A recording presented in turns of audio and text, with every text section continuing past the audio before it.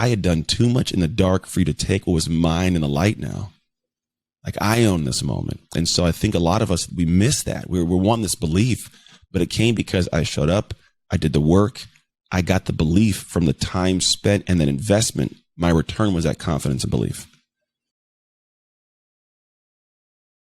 Hey, it's Marie Forleo, and welcome to another episode of Marie TV and the Marie Forleo podcast. And you are in for such a treat today. If you ever feel like you're working really hard towards your dreams and you just keep bumping up against a ceiling, or you can't figure out why everything's not coming together, my guest today has the answer. Anthony Trucks is a former NFL athlete, American Ninja Warrior on NBC, and he's an international speaker. He's been featured in Success Magazine, on Netflix and Amazon Prime, and he's the host of the Awe Shift podcast and the founder of Identity Shift Coaching. A loving father, he's a passionate dad dog, he's a man of faith, and he lives with his family in California. Anthony, thank you so much for being here. I gotta say, I love your book, Identity Shift. It's so good. I can't wait to dive into it. And congratulations. Thank you. Thank you. I appreciate it. I'm happy to be here. It's a very full circle moment for me. I'm not going to lie. Tell me more. What do you mean? Well, so when I first was introduced to this work was by a friend, Brendan. And at that time, you just consume everything. You're like, I'm going to get all the information.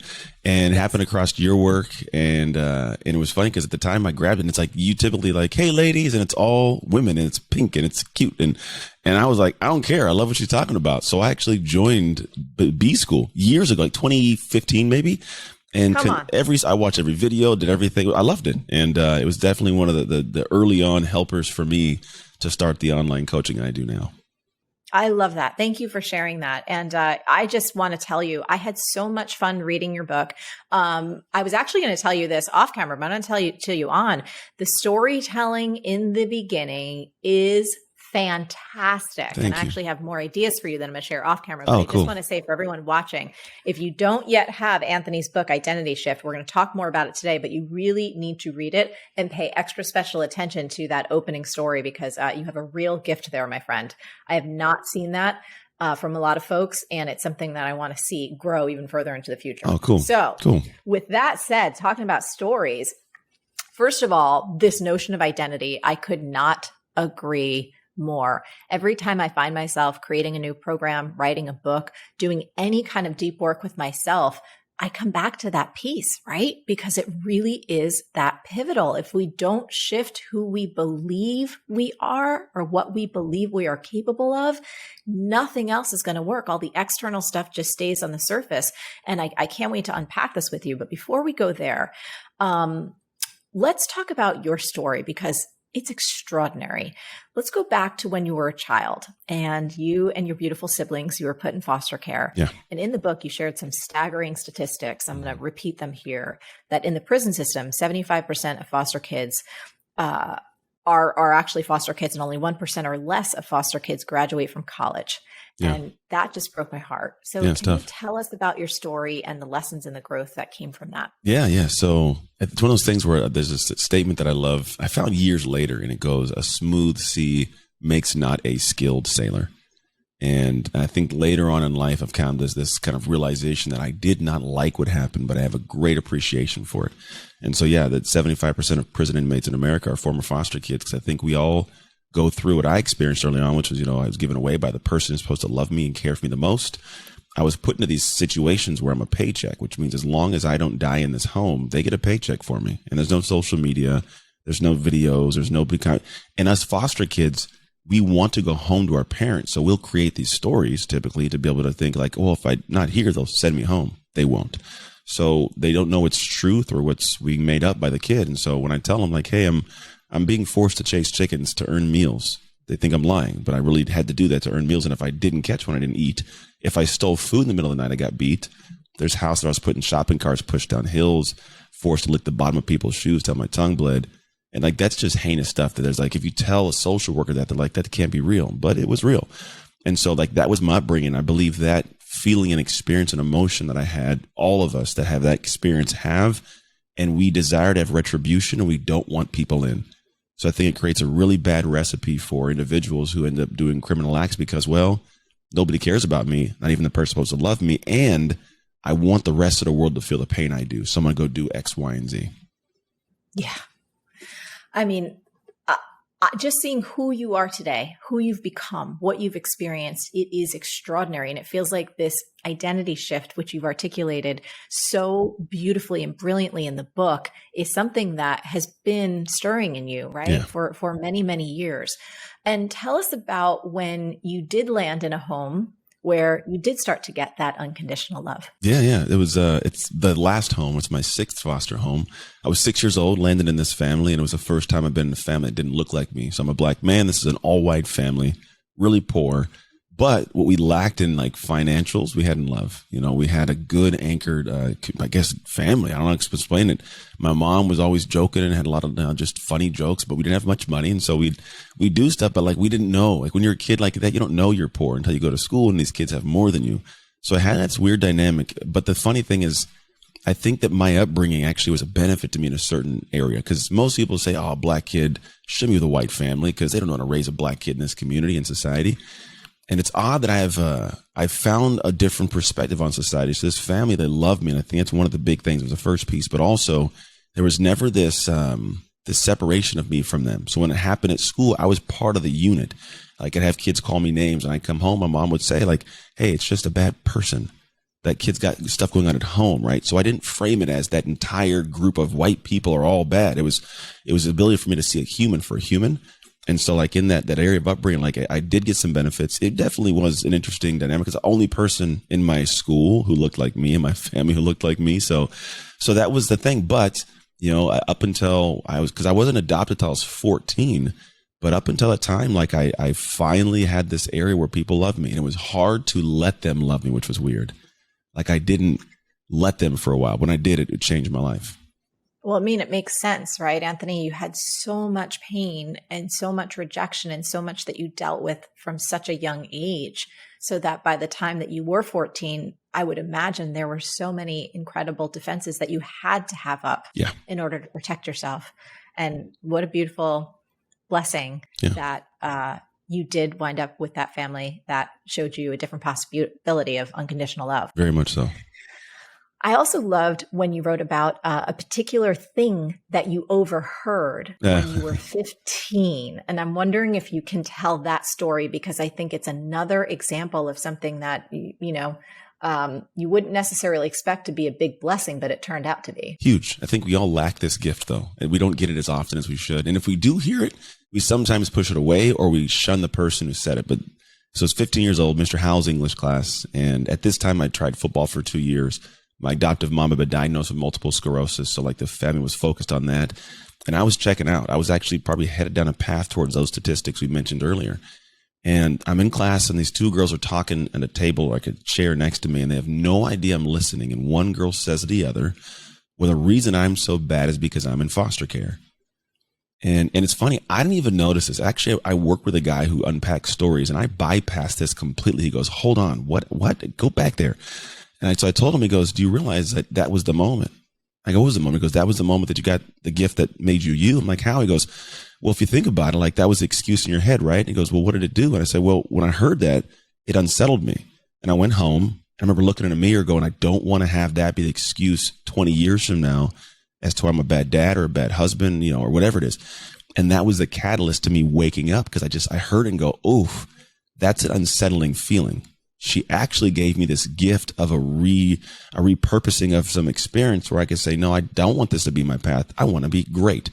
And so like when we unpack that, I found that that's a gift. If you can sometimes say your excuse for not taking the leap, not launching that business, not making the ask, not asking that person out, if you hear the excuse out loud, you'd be like, that's a really kind of asinine, dumb excuse, really. But we don't do that. And so I'm thankful she gave me that gift, because it turned me into a whole different human, because it drove me to do more.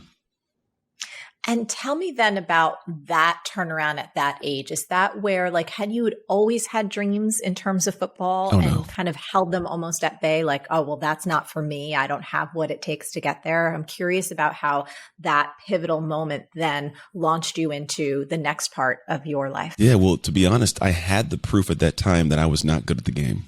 That was the thing. I had earlier, like 14 years old, 2 years prior, I was like, I'm going to try football. It's going to be amazing. And then all of a sudden I go do it and I suck at it. which is the thing. We always try something new. Like, I'm not good at this thing right now. So the emotional feedback of, ooh, I don't like this. I don't want to keep enduring that. So we stop.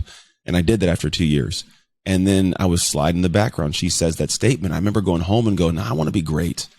Like, I don't know exactly what I want to be great at, but I remember looking myself in the pupils at 15 years old going like, you're going to be great. Like this little kid, but I made this statement and it was a different anchored decision. And so what it turned into was me asking the first question back then, what does a great football player do? And that was the catalyst to the very first, like, really, I guess, proactive identity shift I'd ever made. And so I leaned in and started doing the things that a great football player does. But it's a difficult journey when you try to do something that you don't feel like you are at the moment. Yeah. So I want to dig a little bit deeper there, because I think in my own life, and I think for so many folks listening right now, sometimes there's the mistaken notion that you have to maybe believe first. Mm-hmm. And a shortcut can be behaving your way into the belief, which it sounds like that could be a version of what you did, where, well, what does a great football player do? Am I right? Yeah, very, very similar. Yeah, there's some, because the thing is, belief, I think, comes from proof, right? What proof do I have to believe? Which creates the confidence. Yes. So in those moments, I was like, well, what do they do? And here's the thing. It's usually met with this kind of experience. I start playing football. I'm practicing running routes to be better next year. Teammates make fun of me. You're slow, Trucks. Why you running, man? You can't catch a football, butterfingers. So the stuff was coming out, but I stayed the course. I kept doing my thing and I leaned back in, and it felt out of character, which is, man, it's one area where I think all my life I've always been told out of character is bad. Don't act out of character, right? But I'm like, well, what if Bob's a mean guy and all of a sudden Bob's nice to the neighbors? It's out of character, but it's good. So yes, back then I was doing these things that were out of character, but they were positive. And so what's interesting is the more I did these things, one, the better I got, but two, I got that human investment bias that we all have. Like, if I invest in some way, I want a return. And I didn't realize I was doing it as a kid, but the investment in a physical body, the stronger, faster, smarter, right? The return was more than physicality. It was internal.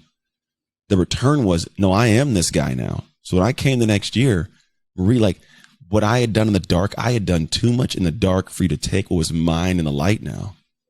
Like, I own this moment. And so I think a lot of us, we miss that. We're wanting this belief, but it came because I showed up, I did the work, I got the belief from the time spent and then investment. My return was that confidence and belief.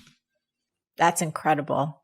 So fast forward us, take us to you dreaming of and becoming a member of the NFL. Ooh, get us there. That's like an accident. I'm not gonna lie. It sounds weird. It's not, but it is. I've always been a guy, like, when I was a kid, I didn't have much, right? So I've always looked at life as like, I'm playing in bonus rounds. I got a family and I got a house, right? And I got a family I can go to. So, okay, this is like anything now is extra bonus rounds. So I'm always like, what's the next thing? So I was in high school, got a college scholarship, got to go play at Oregon. I had a kid at 20 years old, met my real dad at 20 years old. It was a really interesting bubble, but then, after a few years, you progress on, and now it's like, all right, what's the next thing? Well, when you are dominant in college, the next thing is the NFL. So now I get a chance to knock on the door of the greatest level in the world for my sport. And it's a really big door, and the knocker's heavy. It's not easy to get in.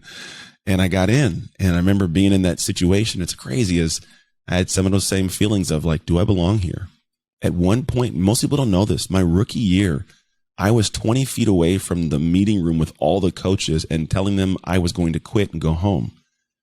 Literally, I had called my wife. I had called my agent. I had called my college coach, said, hey, is my scholarship there? Hey, love, I'm quitting. And my agent's like, hey, I'm going home. And they're all like, what are you talking about? Like, this is not Anthony. But it felt so out of sorts.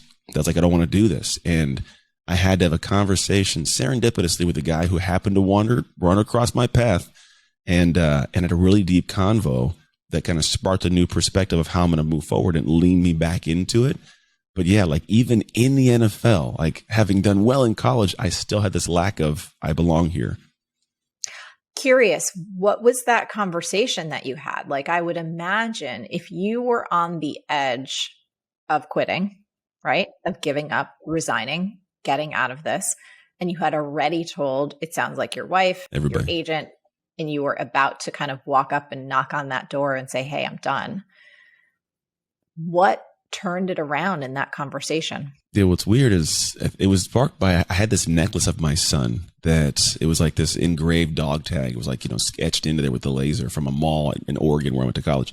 And I lost that at practice one day somehow. And I was like, man, I miss my wife. I miss my son. It feels like that pulling separation because I always had this family in college, And so we sat down. He's like, hey, tell me your story, man. So I told him a lot of the story I told you. And he goes, you've gone through so much to get here. Like, this is nothing compared to that. And he goes, and this is the real question. He goes, so what are you going to tell your son in 20 years when he asks why you quit football? Yeah. And I was like, ooh. I was like, I don't know. He says, if you want your son to listen to anything you have to say at any point, you can't go home.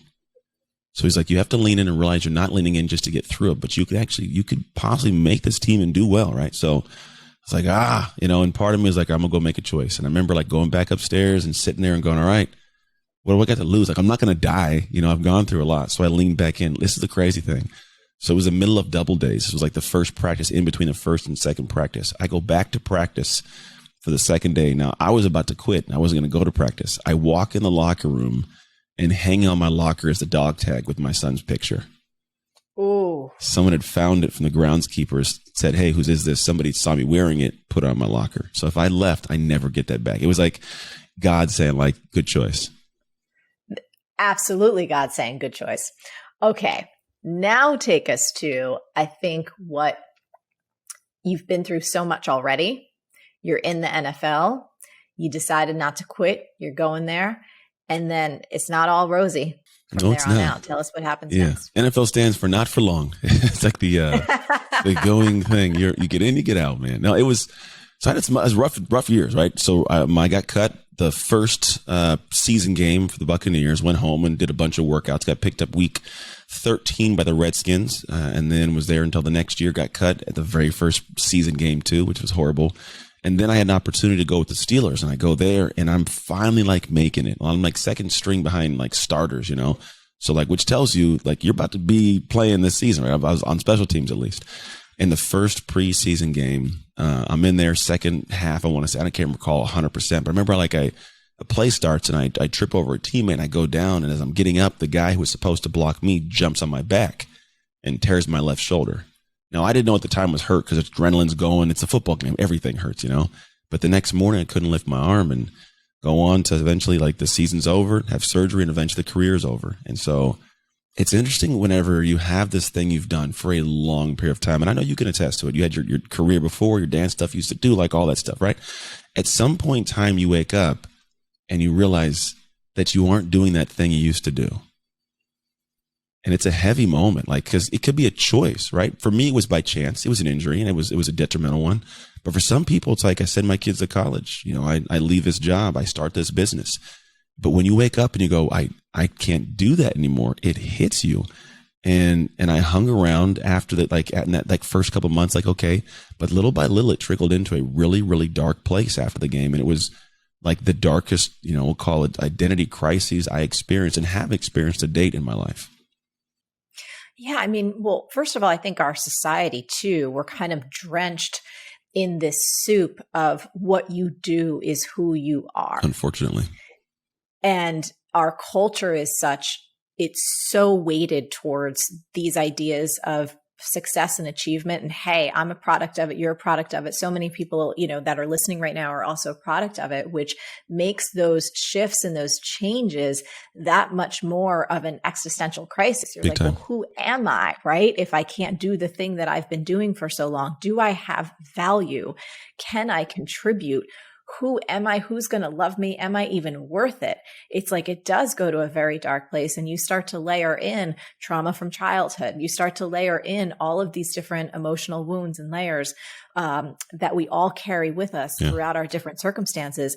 And it does create a stormy, dark mix, a really tough place. Really dark holes. What I love is you are such an extraordinary example of incredible courage and resilience. So, okay. So NFL career over, right? Done. Dark night of the soul. Yeah. Take us through where you're going next, because again, this isn't like the end of it. I wish. Put this. Yeah, exactly. I'll let you keep going. Yeah. So come home, and whenever you have that hole, you try and fill it. Viktor Frankl calls it the existential vacuum, right? In Man's Search for Meaning. But the idea is like we try to fill this thing. And unfortunately, when you have this gaping hole, most of us put the wrong things in there. There's, we put other partners in there. We put drugs in there. We put drinking in there. We take trips. All the stuff to distract us. And it's a noisy life. And I don't like being alone because I'm alone. I'm never alone. And I don't like who I'm alone with. And so for me, I tried to lean into the gym. Now I had 2 more kids with my wife. So now we have 3 children. My wife's at home with 2 brand new babies, twins and a 4-year-old. And I'm at this gym trying to fill the hole with a gym business. I'm going to be amazing at this thing, right? And next thing I know, I'm at this place where I'm not doing good in business because I have no business sense. I just came out of the NFL. I don't know anything, right? I have a wife I'm not present with and neglecting, and she's feeling that. And so she ends up, stepping out on me. I have this situation where I'm not a good father because I'm at the gym all day long. I'm getting out of shape and I'm eating my stress away. And I have no anchoring to a sense of strength because the football thing is gone. I've been doing it for so long, and that was me, and it's gone. So the way I explain it is everything that made me was no longer present. So you ask the question, well, if nothing is here, like, why am I here? And like, if this is life after the game, like, I don't want any part of this. And so I quite literally got to a moment of like, it just hit all of a sudden. Like when I think you go through this foggy moment when you start having these things kind of compile, and all of a sudden the fog clears and you realize like there's a cliff right here.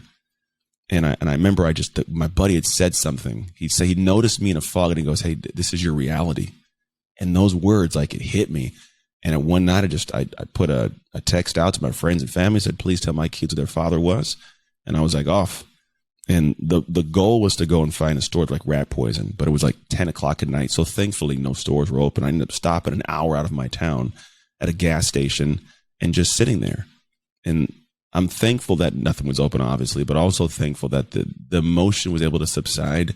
GPS, the cops found me by GPS, and I can obviously talk. So I was like, "Oh, I'm fine." I talked it off. They're like, "Well, head home." So I headed home, and that was like the first step of the climb out of the bottom. Because what most people don't know is I drove up to the house with 30 people, friends and family, standing there.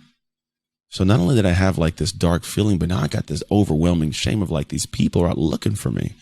And it was just heavy. And I just remember like it was a long weekend, we'll call it, Marie, very long weekend. And it was something where the hard part, and it would have turned into as a beautiful kind of blessing, as a seed that got planted, was come Monday was the day the gym, go back to work, right? And now there's no playbook for how you go back to life after you've told people that you don't want to be in life.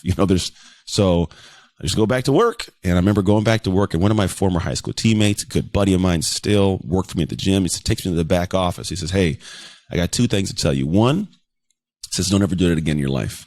I don't know what you're thinking. I was like, "Yeah, man, I'm sorry, man. I apologize." He says, 2, when I found out what was going on, he said, "I threw up in the toilet." I said, "Why would you throw up in the toilet?" Like, he says, "Well, I thought I'd lost a hero." And it was so heavy. It was this thing of like a hero, because you don't hear your friends tell you that. Like, what are you talking about? He goes, "At the end of the day, in this community, we know what you have gone through. We know what you've accomplished and what you're still doing, man." He says, "You are probably accidentally an inspiration to more people than you know." And that was a seed. It was a seed that maybe something good can come out of all the crazy of my life. Now, it was not time for me to water that seed, because I shouldn't be telling you how to live your life when I don't want to live mine, but it was a good seed. Ooh, Anthony, it's a lot, and it's so good. And I'm so happy. I'm so happy that seed got planted that day. So was that the beginning of you recognizing that, okay, I've had, so many lives already, right? Childhood life, teenage life, NFL life, and now this new chapter coming up. Was that where you started to imagine for yourself that I might have something to share with other people that could be of value? A little bit. I think whenever it was planted, it was just floated around. And I unfortunately went back into a fog of just trying to let it stay around for a lot of years. And it took 3 more years, and then actually the seed got watered. And so while I was in the background, like, I was coaching kids and, and adults that I was training, you'd say some things. I get happier over the years, and so I'd say stuff, but it wasn't this thing where I wanted to go broader to the world with the story until April 15th, 2014, which is when I was sitting in a hospital room with my mom, my dad, and my grandma, and my mom took her final breaths. And it's very, very morbid, because it's final, like life is done. She passed at 47. Wow. And it was this So weird, young. so young. It was seriously so young. And I remember thinking, I was 30. I was like, man, I could be here for less years and I've already been here. And it seems like it's been so fast. And so in my head, I'm like, well, this woman was the reason why I'm not a statistic, and she loved on me. And I remember I'd made 2 promises prior to her passing, like an hour before I had my private time. And I said, Mom, I'm gonna fix my life because I know that you didn't do what you did to make, let me be in this kind of fog of life. I said, 2, when I do, I'll find a way to give it back to the world. Like genuinely, and all I knew at the time was fitness. So I'm like, I'm gonna do it in fitness. And wouldn't you know it, man, God has weird things happening, because 2014 is when I happened across Brendan Burchard, your work. And so I think what ended up happening was God had this happen. He gave me this lesson, and that was the water for that seed that had happened so many years earlier. And it opened up this perspective of, well, maybe I can talk about these emotions, because not many, it's not many African-American men who played professional sports. Like, we don't emotionally express. And so there's not this example of a strong man who can show his weakness. So I think there was something there of a seed. And I think at the same time, all the stuff that God had put in my life was now meaningful to the rest of the world. And so I've spent my time, like, first off, I had to fix my life, which it didn't happen smooth. I wish it would have happened smooth, because it took me getting to a point in 2016 where I finally woke up and looked at myself again and go, I hate this guy, to be honest. 2 years, I was like, I hate this guy. Yeah. And that was the biggest, like, internal personal shift. But that one led to me being able to do what I do now. And I think, you write about it so candidly in your book. And, I know you and your wife went through a divorce, and then you actually came full circle around to coming back in each other's lives. And I thought that was brilliant. I mean, my parents, honestly, I think my parents got divorced like 2 or 3 times, to be honest with you, Yeah. Came back around. But I think there's something beautiful in that, because even if and when, and all of us humans, we make mistakes. We do things that we are not proud of. We do things that we regret. We do things where we hurt other people and people that we love. And what I loved about you sharing that story was that it's not always final. Mm-mm. And there is grace and forgiveness. Yeah. And sometimes things can be mended and become even stronger than they were initially. 100%. Like, we are a shining example of that, by all means. We are not perfect. We have our ups and downs. We are a married couple. It's 2 humans living life together with other humans in our house, But there is something, I think that whenever I had those moments where I started looking at my life different, my mom passed, it was actually like the catalyst to start doing better in other areas. And so the first focus was business. Like, I'm gonna get better at business. And I did well. We started building up, I'm doing great financially, doing a lot of stuff, but I didn't have my heart like life done, right? I had still had multiple partners, to be honest, as a man of faith, was not in line with my faith. And I woke up one day just like, I would not want my daughter to be with a guy like me. I wouldn't have my boys aspire to be like me. My mom would not approve of, my God ain't let me into heaven like this. And so that was like, something's got to change. And it took a good 10 months of me digging deep and actually making the real, as like the first calculated shift of who I was, to ask the question again of, well, what does a good husband do? What does a good coach do? What does a good dad do? Like, what does a good follower of Christ do? Like, what does he do? Right. And try to lean into those things like I did when I was 15. And that's how my marriage came back together, and the business started blossoming, and I started doing TV stuff, and I could share the story more often. And it's turned into where I finally made good on Promise 2, or Promise 1, actually, because Promise 1 was fixing my life. But I could not have been good on Promise 2 unless Promise 1 was met. Because I don't think you should be telling people how to run the race if you haven't crossed the finish line yet. Like, yeah. I got to get here and go, oh, you know what, that left turn? I shouldn't have made that. Hey, you should take a right. But I had to get through that. And once I did, it's like, now I can come from a place of grace and power and honesty where I don't think I could have prior to it. Absolutely. And so let's talk now about this incredible piece of work called Identity Shift. What is step number 1? I think you did such an incredible job in the beginning of the book talking about this experience that so many people have, whether they're just at the beginning of their journey and they're looking for that foothold to feel like, okay, I'm finally on that ladder of success, whatever that means to them. Or folks who maybe have achieved a bit and they feel like they're kind of bumping up against a ceiling. Yeah. And they start looking around and feeling like, gosh, everyone else seems to be going faster, or they have more capacity, and you kind of feel like you're stuck at a certain level. So If anyone watching right now is in either one of those situations and going like, I've been trying to do all the things, but nothing seems to be working, I might need an identity shift. Can you explain to us, first of all, what that means to make an identity shift and why it's so important, and what would step one be? Yeah. So first, to understand what it means, to understand what identity is, I guess from a really basic, and I explain to people that it's who you are when you are not thinking about who you are. It's just how you're being. And being it's good. Like, we need to be in that effortless effort space because we got to live our lives. However, when you're being, you are taking actions. As we all know, the actions build your life. So you're unintentionally building your life through an identity.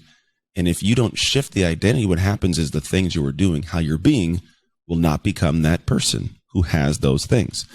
And it's very straightforward, but people think, well, I got to learn the new stuff and buy this new course and do this. It's like, that's great. All the information is great, but if you aren't the person to wield that tool, you won't build that house.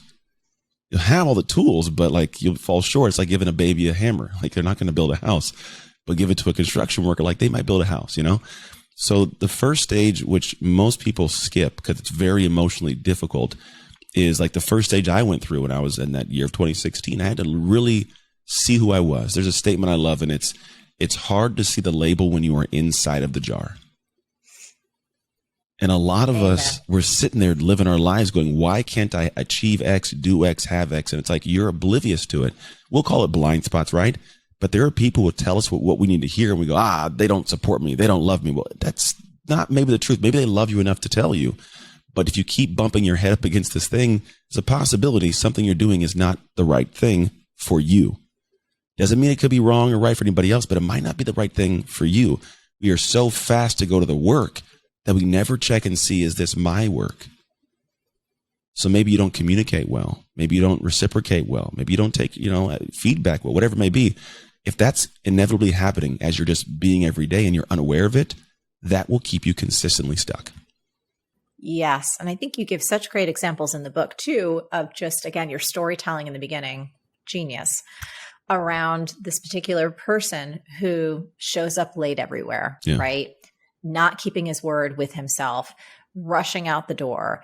There's just kind of these habitual patterns of almost a form of self-sabotage, but just like a fish in water, if that's how you're always operating and you don't really shine a light on it or be willing to see like, oh, well, what part am I playing in how my life is actually showing up right now? Like what is my part? Am I not, am I hitting snooze on that alarm every single morning? Am I rushing out the door? Am I throwing sugar-filled or, kind of fast food in my mouth and expecting my body to perform at a high level?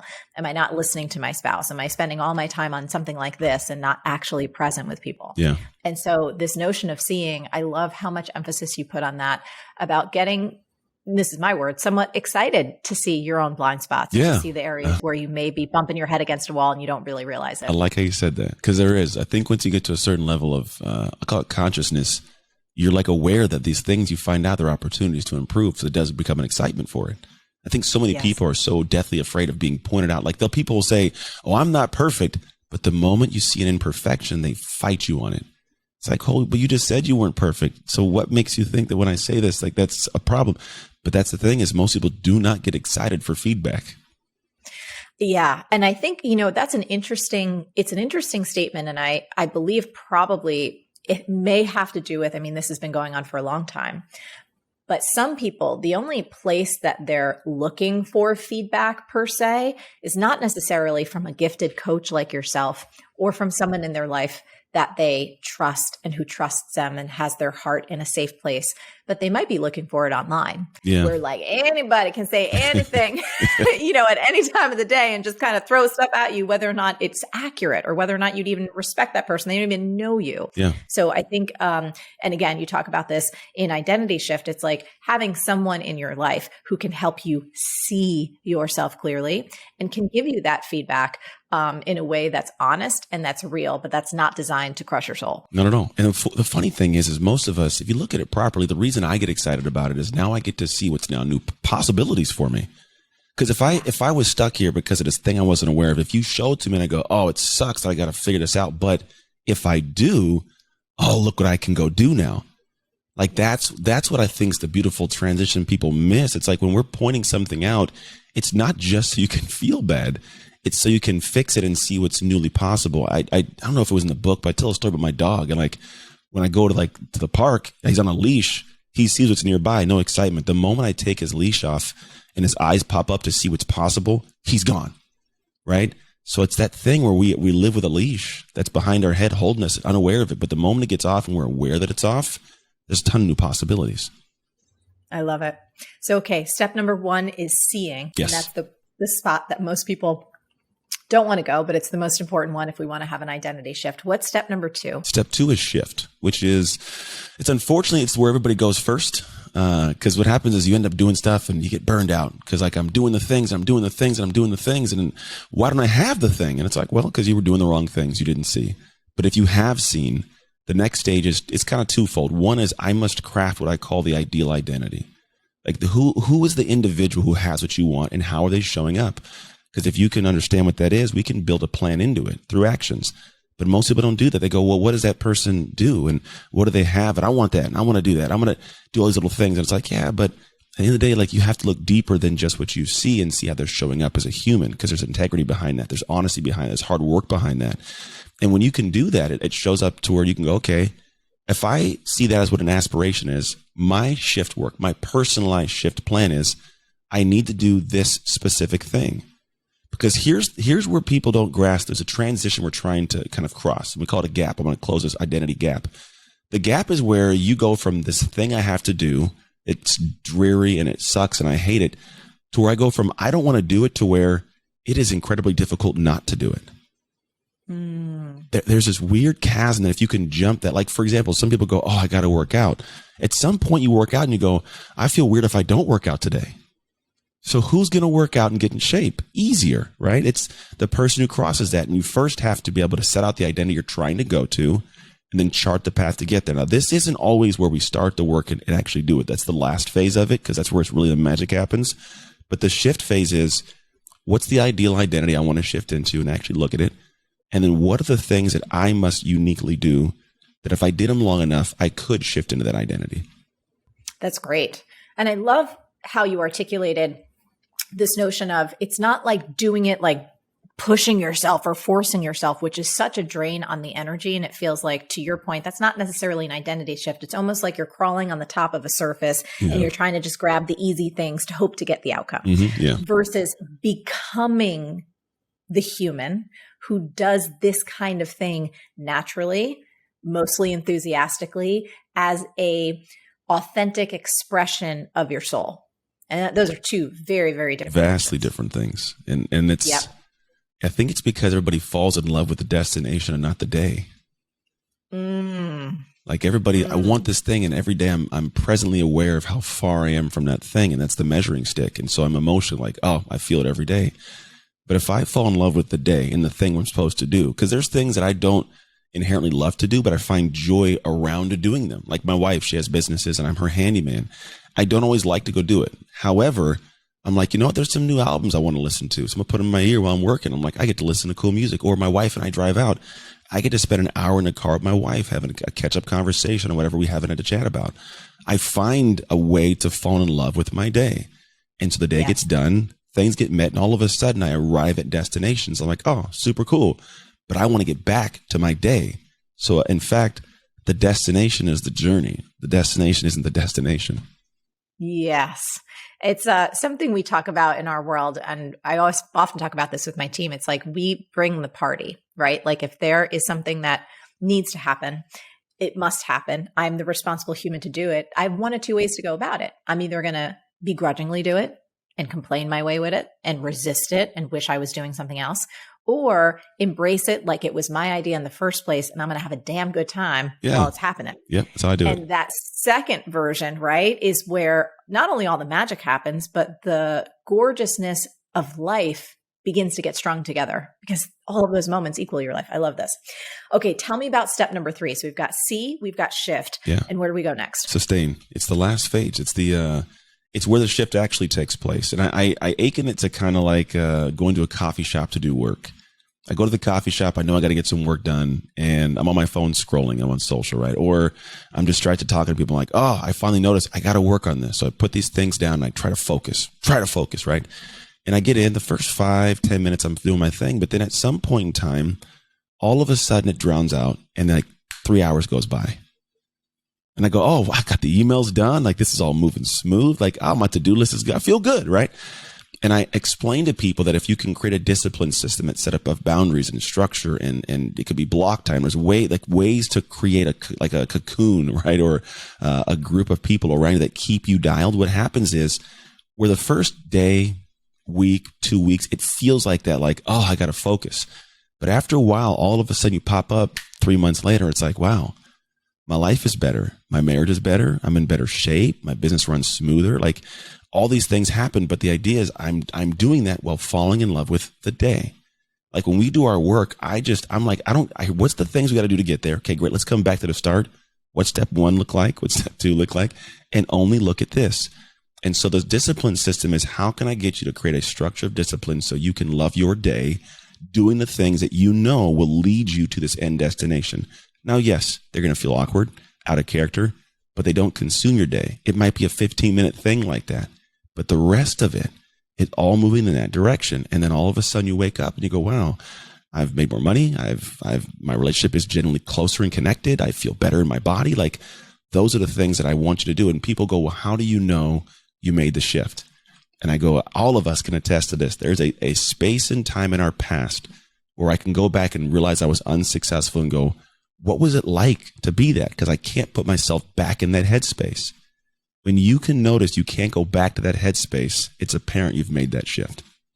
Yes, 100%. And I love also just your reiteration of you have to fall in love with process. There's actually research around that, around happiness and fulfillment. And people that stay so focused on the final destination or the mile marker or the goal are less likely to actually keep doing the work to get there versus people. I think it was a study about folks showing up in the gym and whether people were like, okay, focused on this outcome, or I'm really going to just pay attention to process. Like, how do I feel on that treadmill and being there for every breath, or doing those chest presses or whatever it is. And the folks who focus on process are happier, more fulfilled, and more likely to actually stick with whatever that discipline is. So it's right on the money. It's because eventually it becomes who you are. Because we all know the person with like a Facebook that, like, a year ago was like a weird, like, dream catcher and her cat, on the face of her Facebook. And then all of a sudden she starts going to the gym and you see a water bottle picture and you see a picture of the gym. None of her yet. And then one day, 3 months in, you see a picture of her in the mirror because she feels better about herself. And her friends go, get it, Karen? And like Karen's like, yeah, I feel good about myself. And the next thing you know, like she's showing videos of her working out and she's got her friends coming and if you look a year, you're like, it's a different person. A genuine. And so where, again, it was difficult, it is now incredibly difficult for her not to do the thing she is doing. That's the big thing that people aren't getting to. Like they see individuals like us at a high level go, how do you do it? It looks so easy. I'm like, well, first, it's not. Secondly, absolutely. Yeah. Secondly, it's a different level of how I approach the work. I call it effortless effort. It takes effort, 100% does, but it almost feels smooth and effortless because it's me staying in alignment with who I see myself to be identity-wise. And when you've crafted it and shifted into it, I want to stay here. Therefore, I do this work with joy to stay here. Let's talk about what you did, which was brilliant at the beginning of your journey of getting into coaching and speaking and being able to feel that effortless effort with your ability to present, because I think it's awesome. You did a nightly 90 video every night for 3.65 years. Yeah. Tell us about that, because I come across, and you know this as a B schooler, so many folks who want to share something, have an idea that's going to make a difference to others, but they'll say, oh, I'm not good on camera. And I'm like, I wasn't born this way. Nobody was, yeah. We built this. So tell us about that experience. Yeah, well, I think what it was is I realized when I go talk and speak, I did the ums and ahs and right? I was like, I don't want to do it anymore. I also want to figure out how can I create content and ideas from anything, anytime. And I wanted to have it be something where I could create an exercise in consistency to create trust with people who were following me. So I was like, well, what's the attention span of people? At the time it was like 90 seconds. I'm like, oh, well, for 90 seconds a night, I'll just pull my camera out and talk. And I was like, I'll do it for a month. And then a month turned to 2. And here's the crazy thing. No one really paid attention to him for like the first year of me doing it. Just, there wasn't this immediate feedback. People loved it. I'd have like 15, 20 views. And like day 370 or something. All of a sudden I got like 300 views on the video. I'm like, oh, what did I say? What was so great about it? But what it was is it crossed that gap, and it kind of, it tripped over to where people are like, this guy he's real. He's consistent. I can trust he's going to be here. There's faith. But here's the thing. Every one of those videos of me being horrible and stumbling and building up to it, it got to the point where I had now developed this skill that you say people think you're born with. No, I was developed. And then after that, I just wanted to see, can I hang on and keep doing it? Now, 1333 is where I stopped. It's a magic mental number for me, 333. But at the end of the day, the thing was, I just wanted to find a way to develop a skill, to develop trust, and to be able to see if that was something that could turn to something more. And it did. It's been allowed me to speak in different capacities at like this. I can talk on podcasts and not stumble over words. You could give me any item in your house right now and I'll give you a 90-second video on it. That could be, a marketing, but it taught me these skills that are honestly what people pay me for now. It wasn't just something I figured out or learned from a book. It was the actions to where now I identify, like I just did, as like, I'm the guy. You can say, hey, give me 90 seconds on this shoe, and I got it. But I identify as it because I did that work. That's incredible. And just technically, did you post them on YouTube? Was it on Instagram, or where did you post? I had a 10-minute process. I could record it, edit it, and load it to 7 platforms in under 10 minutes. What? At a really quick. I still got a video somewhere of it on my Vimeo where I showed people like episode 200 or something. I was like, here's how I do it. And I filmed myself, and like, you literally are watching screen record of me doing it in real time. Let's record the video. And I had this process that was on my website. It was on both my Facebook, my YouTube, Twitter. I think it went to LinkedIn. I was like 7 different places, and the editing was quick. It was in some called InShot, I think was the app I would use. And that was it. Bang, bang, bang, got it out and up. And so it didn't take a lot of time. It was just the consistency to do it. I think consistency is such a superpower, and people will often ask me, because I've been doing this for like 20 years, and they're like, what's your secret? I'm like, I am consistent as all get out. Like if you don't hear from me on a Tuesday and it's not like our kind of stated company downtime, you know what I mean? Like where we're like, we take 2 weeks off in the summer, we take 2 weeks off in the winter. I'm like, girlfriend's dead. She went to the next adventure. You know what I mean? Because you're like, hitting it every Tuesday. Be showing up, but it becomes a part of your identity. And for me, sharing consistently has become part of my identity, where it's like, come hell or high water, something coming out, even if I'm just waving high, even if I'm, whatever. And I think people underestimate the power of that. It's huge. The momentum, right? Yeah. Well, 2 nights ago, I do a daily podcast weekdays called the Shift Starter Daily. And I don't know what it was. I was actually out in Florida about to speak for Russell Brunson's event just yesterday. And it was, I don't know what it was. Something I woke up at 3 a.m. and in my head, my head goes, you didn't record the podcast episode. So half asleep, I pull my phone out on Anchor, go record. It's 3 a.m. I record it, get the little quick edit. It's up, it's out. Took like 10 minutes. I'm back to sleep. And that's an example of like, I identify as the guy who does a daily podcast. Like, so because of that, I'm going to stay in alignment. Most people are like, I'm going to go back to sleep. I'll do it tomorrow. No. I'm not going to be able to sleep.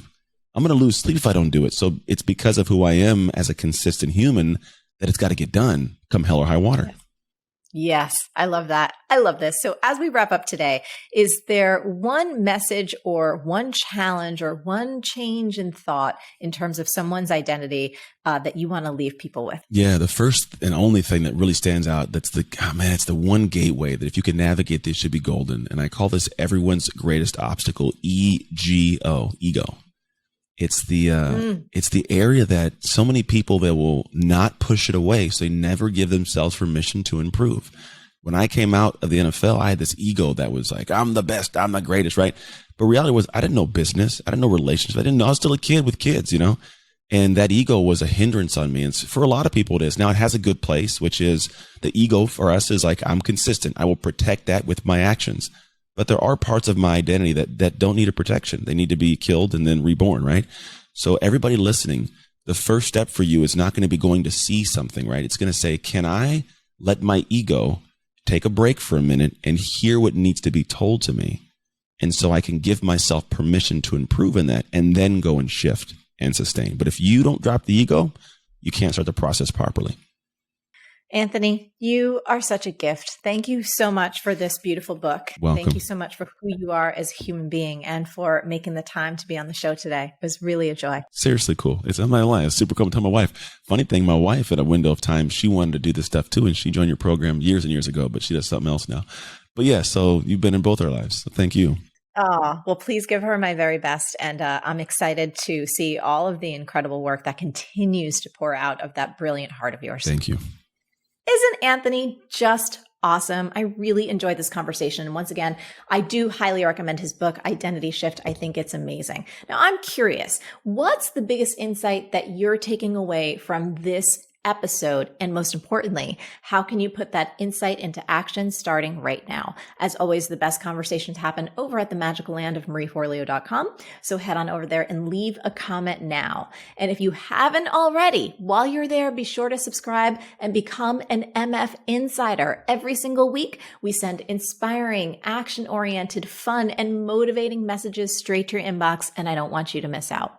Now, until next time, stay on your game and keep going for your big dreams, because the world really does need that very special gift that only you have. Thank you so much for watching, and I'll catch you next time on Marie TV and the Marie Forleo podcast.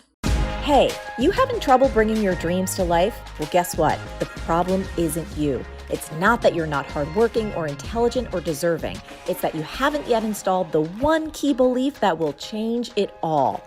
Everything is figure outable. It's my new book. You can order it now at everythingisfigureoutable.com.